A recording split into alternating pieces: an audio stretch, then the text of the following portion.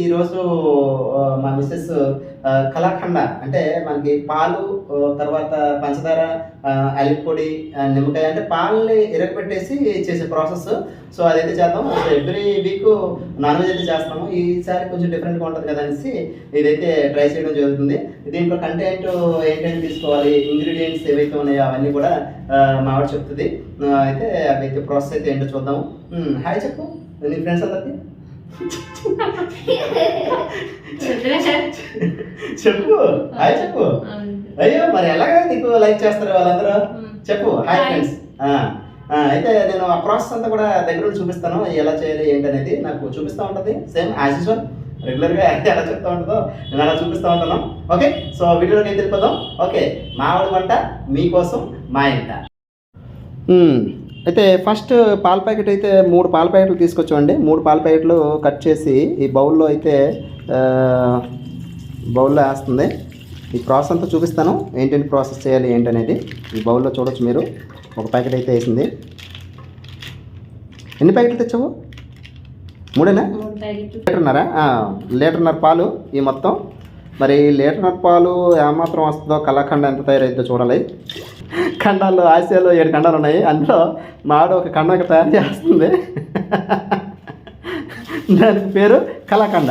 మన తెలుగులో ఇది తెలిసిందే అండి, అందరికి బాగా తెలిసిందే. పాలని ఎరగపెట్టేసి దాంట్లో నిమ్మకాయ వేస్తే అవి ఇరిగిపోతాయి. ఇరిగిపోయిన తర్వాత దాంట్లో స్వీట్ వేస్తే ఎక్సలెంట్గా ఉంటుంది, చాలా బాగుంటుంది. మా పిల్లలు అడుగుతున్నారు ఎప్పుడు కూడా నాన్ వెజ్ అయినా ఏదైనా స్వీట్ చేయని అడిగారు. దానికోసం అయితే ఇవన్నీ తీసుకొచ్చి చేస్తుంది మా ఆవిడ. లాస్ట్ వీక్ కొంచెం బిజీ అయిపోయామండి, దానివల్ల వీడియో చేయలేకపోయాము. మళ్ళీ యాజ్ యూజువల్గా ఈ వీక్ అయితే వచ్చాము. ఫస్ట్ స్టవ్ వెలిగిస్తుంది. పాలు ఓకే, పాలు అయితే స్టవ్ మీద పెట్టుకోవాలి.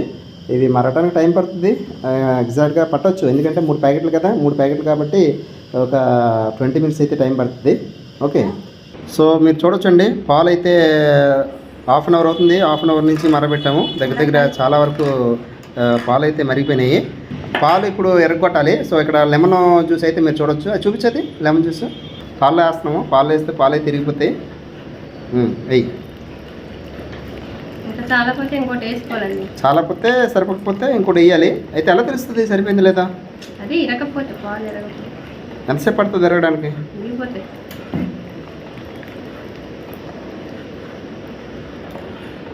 ఆసియా ఖండంలో కళాఖండం తయారవుతుంది ఇక్కడ.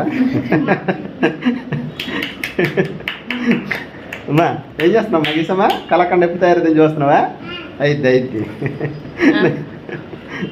ప్రైమ్ మినిస్టర్ వచ్చి ఎరగొడతాడు. ఉండు, కొద్ది ప్రాసెస్ అయితే అవుతుంది. ఈ వాటర్ అంతా ఇంకిపోయినంత వరకు దీన్ని మరగబెట్టాలి. ఓకే, అలాగే పక్కన నెయ్యి అల్లిపొడి రెడీ చేసి పెట్టాము. సో అవైతే ఇది అయిన తర్వాత అవి ఇందులో మిక్స్ చేసే ప్రాసెస్ అయితే ఉంది.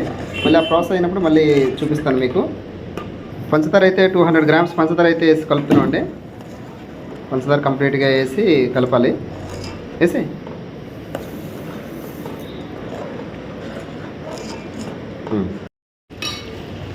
చూడొచ్చండి, ఆల్మోస్ట్ ఎండింగ్ అయితే వచ్చింది. ఇలాచీ పౌడర్ అయితే వేస్తుంది. ఇలాచీ పౌడర్, ఇంకా నెయ్యి ఎప్పుడు వేస్తావు? స్మెల్ అదిరిపోతుందిగా. చూసావా? చిన్న టేస్ట్ చూసావా? నెయ్యి వేసి కలపాలండి టేస్ట్ కోసం.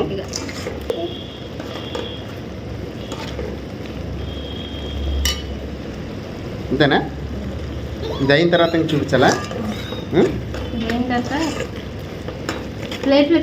ప్లేట్కి నెయ్యి రాయాలి, లేకపోతే ప్లేట్ కంటిపోయిద్ది. సో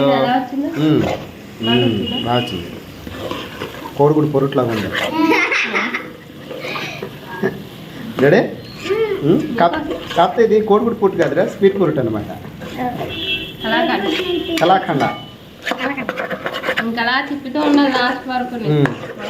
ఆసియా ఖండంలో, భారత ఖండంలో కళాఖండ తయారు చేసాము ఈరోజు. ఏంటమ్మా? కళాఖండ తినేస్తావా? నువ్వురా తిన్నాను, రెడీగా ఉన్నారా?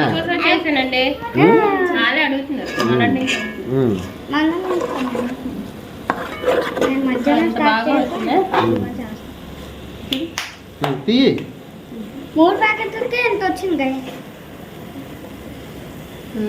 వావ్,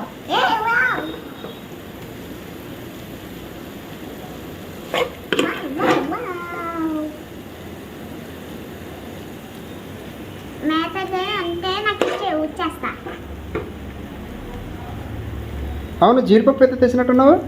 తీసుకొచ్చాను.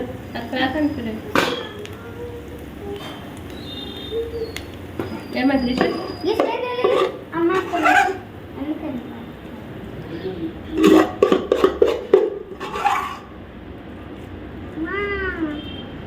మమ్మీ ఇంకొంచెం. సో ఫైనల్గా అవుట్పుట్ అయితే ఇలా వచ్చిందండి.